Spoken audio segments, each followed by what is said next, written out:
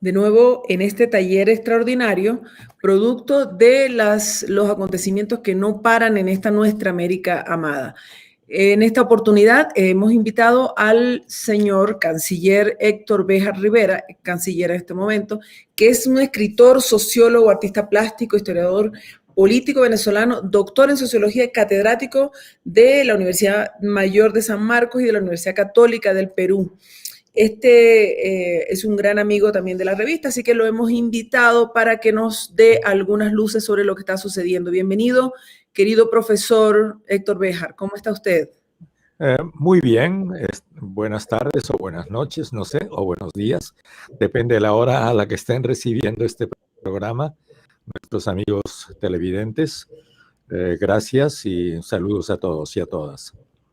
Profesor, hoy hemos visto una noticia, hemos estado impactados con la noticia de la renuncia, de la puesta a la disposición de su cargo, que de verdad ha levantado muchísimas dudas y contradicciones en la región. Entonces queríamos saber cómo está usted ante esta situación y en qué circunstancias se produce su renuncia, cómo está la situación política también en el Perú en estos momentos. Yo estoy bien, estoy muy bien.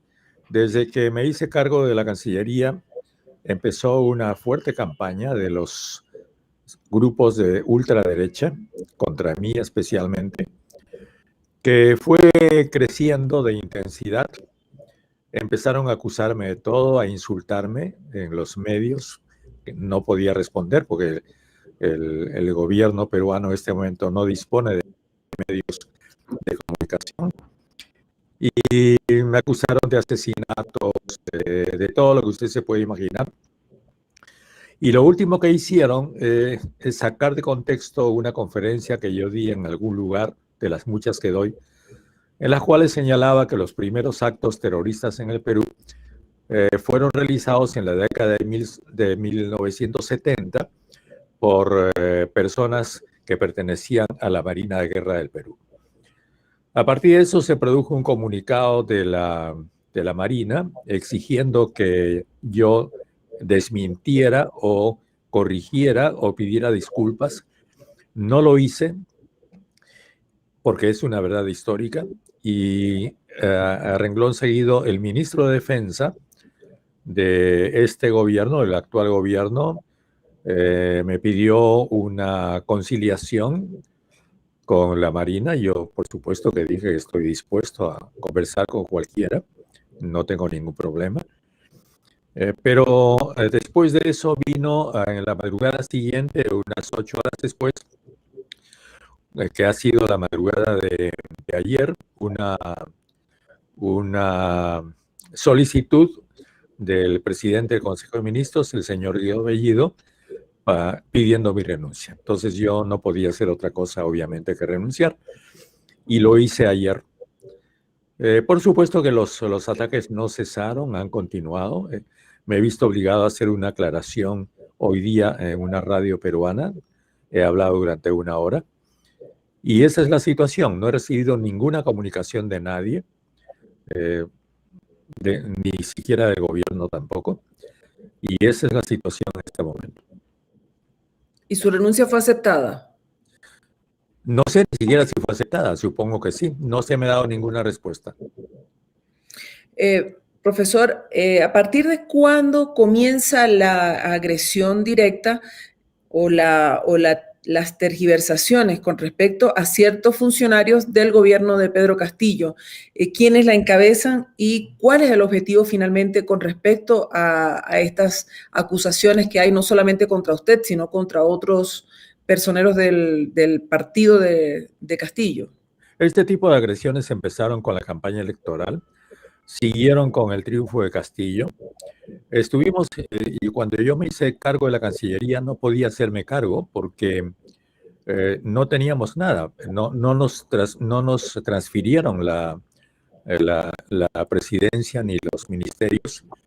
El Jurado Nacional de Elecciones demoró los resultados al punto que Pedro Castillo ha tenido que hacerse cargo del gobierno sin haber hecho ninguna medida anterior, ni de registro, ni de transferencia, ni nada, Cuando tuvimos que recibir a los presidentes y a los cancilleres, ya el 28 de julio, ninguno de nosotros éramos nadie, porque no teníamos ningún reconocimiento oficial del propio gobierno peruano y de las propias autoridades peruanas.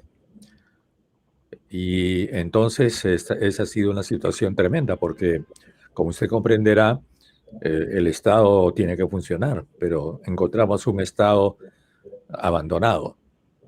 En el Perú, en realidad, no ha habido una transferencia propiamente. Ha habido una transferencia formal, pero en la práctica no, porque nos entregaron los ministerios en el día siguiente al 28 de julio, cuando eso debería haberse hecho a partir de el triunfo en la segunda vuelta, para dar tiempo a que las nuevas autoridades se vayan haciendo cargo, como es usual, pero esta vez no ha sido así. Y pasaron una gran cantidad de días en esta situación de verificación de actas y de votos, Tremendo, ¿no? tremendo, no tiene usted idea de eso, porque hemos tenido que soportar esa situación teniendo en Lima la presencia de presidentes, de cancilleres, incluso el rey de España.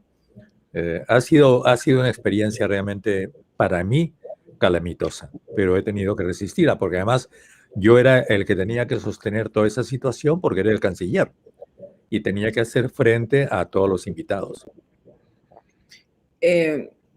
Profesor, en declaraciones a Prensa Latina, usted señaló que con su salida, entre otras cosas, procura impedir que Perú tenga una política soberana, una política exterior soberana. ¿En qué consistía eventualmente una política exterior de este tipo, de la que usted menciona? ¿Y cuáles son las fuerzas internas y externas que se oponen a algo semejante? El Perú estuvo sometido al gobierno de Trump y al señor Pompeo. Y el llamado Grupo de Lima, que existía antes, fue convocado en realidad a iniciativa de Pompeo. Como usted sabe, ese grupo fue formado para agredir a Venezuela, para justificar una agresión a Venezuela. Ese grupo ha tenido muy mala suerte porque ha ido siendo abandonado por sus países miembros, y cuando yo me hice cargo de la Cancillería no encontré nada. Ya no había Grupo de Lima. Sin embargo, para la ultraderecha peruana, ese grupo todavía existe. Ellos viven una situación que ya no es real. Quieren crear una situación que en este momento es inexistente. Dentro de esa situación está el Grupo de Lima, pero como todos sabemos, ya no hay Grupo de Lima. Lo que hay en este momento es una gran comisión de contacto, llamada Grupo de Contacto, que está operando a partir del último sábado en México, en que están negociando bajo el auspicio de Noruega el gobierno de Venezuela con la oposición. Eso es lo que no se quiere reconocer en el Perú. No quieren reconocer al gobierno del presidente Maduro. Y cuando yo recibí al canciller Arreaza fue un verdadero escándalo en el Perú. Porque yo sostenía que al Perú le conviene mantener relaciones reales con Venezuela, no con un embajador falso. ¿Por qué? Porque en el Perú tenemos más de 1 millón de venezolanos migrantes que tienen derechos, y los derechos de esos migrantes deben ser reconocidos dentro de una situación formal, como los derechos que tienen todos los migrantes en el mundo. Pero eso requiere de relaciones diplomáticas normales entre los dos gobiernos. No podemos negociar con un gobierno que no existe. Pero, como usted comprenderá, las razones no sirven en este momento en el Perú. Todos son en este momento odios y fines, yo diría que absolutamente reaccionarios, ¿no? ¿Le está sonando algo por ahí, profesor? Sí, pero no se preocupe, son mensajes que están llegando de todas partes, así que vamos a hacer esta entrevista lo más corta posible porque tengo una enorme cantidad. Profesor, a su llegada y a la llegada del presidente Castillo principalmente, luego a su llegada, se volteó el tablero geopolítico con la salida de Perú tácita incluso del Grupo de Lima, y esto se convirtió en un hito. Usted se reúne con el canciller Arreaza y todo esto. ¿No habrá sido esto uno de los elementos fundamentales para la demanda de su salida del gobierno? Pero claro que sí, claro que sí. Yo señalé en el discurso en que me hice cargo de la Cancillería que iba a recuperar la soberanía para la política exterior del Perú. Pero eso es lo que la derecha peruana no quiere, porque ellos siguen queriendo una política subordinada a los Estados Unidos, pero no se han enterado de que en Estados Unidos ha cambiado el gobierno, que ya no gobierna Trump, sino que hay otro gobierno en su relación con el Perú distinta. Profesor, lo otro que le preguntaba, se habla por ahí, se dice que así como lo sacan a usted, ganó en el forcejeo de, ¿cómo se llama? El pulsito gana la derecha que lo quiere sacar y que apuntan a terminar también de esa manera con el gobierno del presidente Castillo. ¿Usted qué opina sobre esto? Perdón, sobre el presidente Castillo. Yo creo que el último objetivo es el presidente Castillo. Eso es obvio. Ellos nunca reconocieron realmente ni quieren reconocer que en el Perú ha ganado el pueblo, porque en el Perú lo que hay, en realidad, lo que ha habido, como usted sabe, es una dictadura de los monopolios y los grupos económicos y los medios informativos que esos grupos pagan. Entonces, ahora ellos se han visto con la sorpresa de que, pues, el tema de que existe un gobierno para ellos sorprendente, inusitado, y no quieren darse cuenta de que la situación social y la situación política del Perú ha cambiado, que ellos ya no pueden seguir gobernando el Perú como lo han hecho, como una dictadura mediática, monopólica y económica. Que ya la gente pensó distinto, la gente se desenganchó de ese sistema y que ahora por lo menos una buena, no de todo el Perú, sería mentir, pero una buena parte del pueblo peruano ya está en otra alternativa. Eso es lo que no quieren reconocer. Y por supuesto que no quieren reconocer en la práctica a Castillo y quieren derribarlo y quieren vacarlo. ¿Cómo queda su relación con Castillo, con Pedro Castillo y con el Partido Perú Libre a partir de su salida? Bueno, mi relación en realidad con ellos nunca existió porque yo no los conozco. Yo al profesor Pedro Castillo lo conocí por primera vez cuando me llamó para pedirme que me haga cargo de la Cancillería. Para mí fue una sorpresa. Al señor Cerrón, que es presidente del Partido Perú Libre, con él nos hemos entrevistado en toda mi vida 2 veces durante minutos. Entonces, en realidad, para mí, ellos son desconocidos. Por supuesto que yo los veo como compañeros, porque todos estamos, se supone que a misma causa, y tenemos una gran vecindad de ideas. Pero digamos que lo que se llama conocimiento no tengo sobre ellos, y supongo que ellos tampoco de mí. Profesor, ¿cómo ve usted la situación ahorita en el Perú? La situación política, económica. Yo lo que creo es que si lo que ha pasado conmigo se permite, y si eso vuelve a pasar con otra persona, vamos a llegar a un momento en que el gobierno peruano, el gobierno del profesor Castillo, va a tener que pedirle permiso a las Fuerzas Armadas peruanas para cada ministro que sea designado. Y eso significa que vamos a tener una especie de tutela, ¿no?, que es inadmisible en un país democrático. En estos momentos se habla de, bueno, se ha remecido al mundo su salida o la posibilidad de su salida. Pero asimismo, la preocupación que existe sobre las presiones sobre el gobierno de Pedro Castillo. ¿Cómo ve usted la movilización de masa o la capacidad de Perú Libre en estos momentos para mover el tablero, para mantener la correlación de fuerzas a su favor? Es lo único que puede salvar al profesor Castillo. El profesor Castillo en realidad ha sido llevado al gobierno por las masas, por el pueblo y ahora se requiere una movilización popular. En la medida en que el gobierno no la haga, va a tener que dialogar solamente con el Congreso.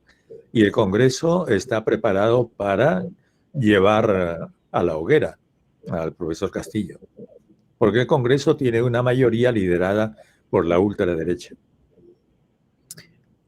Profesor, usted indicó en unas declaraciones ahora que usted sí había mencionado aquello de que la Marina eran los verdaderos terroristas, que a Sendero Luminoso los creó la CIA, y sin embargo, contra ustedes, contra Perú Libre y contra específicamente personas como usted o Vladimir Cerrón, Bellido y el propio Pedro Castillo, los han tratado de terrucos o los terruquearon. ¿Cómo se entiende esa contradicción? Bueno, pues yo he explicado largamente esta mañana en la entrevista que me hicieron que yo he sido también víctima del terrorismo. Yo he tenido gente en mi casa asediándome en la época del Sendero. Mi esposa, he tenido que enviarla con mi hijo de 9 años lejos porque estaban amenazados de muerte, me amenazaron con matar a mi hijo. Ese fue Sendero. Y colegas míos de trabajo fueron asesinados, 10 colegas míos de trabajo fueron asesinados por Sendero Luminoso. Entonces a mí nadie me va a contar el cuento del senderismo. Yo sé lo que es Sendero, pero también sé lo que son los servicios secretos. Y por supuesto, yo no voy a borrar la historia. Nadie me puede obligar a mí a contar una historia que no es. Yo he dicho esta mañana, si quieren, inventen ustedes otra historia, pero a mí no me van a obligar a decir otra historia. Y en la historia, el año 1974 es antes que el año 1980. ¿Y cuándo fueron los primeros atentados terroristas? El segundo semestre de 1974. ¿Y quién cometió esos atentados terroristas? Hombres de la Marina. Esto está en la historia. Que quieran borrarlo, bueno, si pueden, bórrenlo. Pero a mí no me van a obligar a decir otra cosa. Y en este momento me están obligando. Me siguen amenazando diariamente. Yo recibo un verdadero acoso en las redes. Estoy amenazado bueno, ya usted comprenderá de quién. Y estoy amenazado por un juicio militar, por la Marina. Mejor dicho, la Marina me amenaza con enjuiciarme si yo no pido disculpas. Sí, por supuesto, yo no voy a pedir disculpas. No tengo por qué pedirlas. Ayer se presentó en Bolivia un informe que presentó un grupo de expertos independientes evaluando todo lo que fue el golpe de 2019. Y en uno de ellos criticaban la acción deliberada de Fuerza Armada y Policía en la solicitud de renuncia del presidente Evo. Y decían que todos esta aparatología de militar y policial del Estado no debe interferir en la política como tal. En este caso, ¿usted siente que esto está pasando en el gobierno del Perú? Sí, yo creo que es lo mismo. Yo creo que es lo mismo. Son golpes de distinto tipo. En la práctica, casi hemos tenido un golpe de Estado. Porque el hecho de que el presidente del Perú tenga que reunirse con los comandantes generales de las Fuerzas Armadas para discutir que le exigen la renuncia de un ministro, no veo qué puede significar eso, sino un golpe, un tipo de golpe de Estado. Claro que sí. En estos momentos, profesor, hay una gran cantidad de personas conectadas, viendo, escuchando su declaración, y queremos de alguna manera darles a ellos el aliento sobre lo que está sucediendo en el Perú. ¿Qué va a pasar en el Perú en el mediano plazo? ¿Qué va a pasar? Nadie puede saberlo. Yo espero que el pueblo peruano, que es tan valiente y ha sabido reaccionar tantas veces y tan numerosas veces, ahora también sepa reaccionar y que podamos todos conquistar verdaderamente la democracia del pueblo y podamos defender al pueblo que en este momento está en el gobierno y en el poder ejecutivo del Perú. Muchas gracias. Pero ustedes tienen una secuencia de presidentes destituidos vía parlamento. Sí, pero también tenemos una larga secuencia de presidentes destituidos vía las calles. Sí, tenemos de todo. Profesor, un minuto porque mire, nos están enviando saludos desde La Habana a usted, desde el Centro Martin Luther King, a nuestro amigo Premio Casa de las Américas, valiente y honesto, nos envía Joel Suárez. Mucha gente de fuerza, profesor, un gran saludo desde Bolivia. Dice Samuel Loza, les agradecemos a todos quienes se hayan conectado en este minuto para escuchar las palabras del profesor y quiero, bueno, dejarlo, profesor, para que nos dé una voz, nos diga algo y nos abrace con su gran sabiduría y gran experiencia sobre estos acontecimientos que nos han remecido a todos y a todas. Y con esto nos despedimos de este programa que ha sido un programa extraordinario. Menos de 20 minutos, profe. Denos unos minutos de su análisis, su reflexión. Un gran abrazo para todos, para todas. Hay que luchar. Como siempre decimos los izquierdistas, la lucha continúa. Esto no ha terminado. Esto es apenas una batalla y la guerra, en el mejor sentido de la palabra guerra, porque la guerra para mí es una mala palabra. Esta confrontación, esta lucha por los pueblos de nuestra América Latina y por la unidad de América Latina, creo que va a continuar y también va a continuar en el Perú. Muchísimas gracias, profesor. Ha sido un gran honor y un placer conversar con usted. Y bueno, esperamos vernos próximamente en otros encuentros, otras conversaciones para entender lo que está sucediendo en el Perú. Muchísimas gracias, profe. Gracias, y bienvenido una vez más. Un abrazo. Adiós. Muchas gracias. Muchas gracias. Bueno, yo me quedo con ustedes, compañeros y compañeras. Quiero leerles algunos de los saludos que nos están enviando. Esto es una situación que no solamente sacude a la política interna peruana, sino que sacude a toda la América, nuestra América y el Caribe. Algunos compañeros desde Bolivia, Venezuela, La Habana, Chile, nos están saludando, nos envían mensajes y yo quiero a ustedes también agradecerles la capacidad la disposición combativa a ponerse al frente de este programa, de estos programas que tenemos que activar rápidamente para poder comprender lo que está sucediendo en el Perú. Nos dice Rodolfo saludos compañeros peruanos, la patria grande los abraza. Sofía, en realidad el Perú está bajo golpe de Estado, eso mismo sucedió en Bolivia. Grande Héctor Béjar, nuestro gran maestro. Judith Hoffman nos dice un honor y alegría saber que siguen existiendo compañeros como Héctor Béjar. Y vamos a seguir leyendo algunos de los mensajes que nos envían. Vamos a estar atentos a la noticia, atentos a las situaciones para poder reflexionar junto a ustedes y poder acompañarlos en la comprensión de esta realidad que cambia permanentemente. Búsquenos en www.correodelalba.org. Me dicen que está vibrando la cámara, pero no sé por qué está sucediendo esto. Creo que es la señal que se está tiritando. Pero bueno, búsquenos en www.correodelalba.org, nuestras redes sociales, en Facebook, en YouTube. Vamos a colgar todos estos videos y vamos a estar atentos y atentas a lo que esté sucediendo en nuestra región y que sea de interés para todos ustedes. Muchísimas gracias por haberse conectado y busquen lo que no lograron alcanzar de la primera parte, búsquenlo en el Facebook y en el YouTube de Correo del Alba.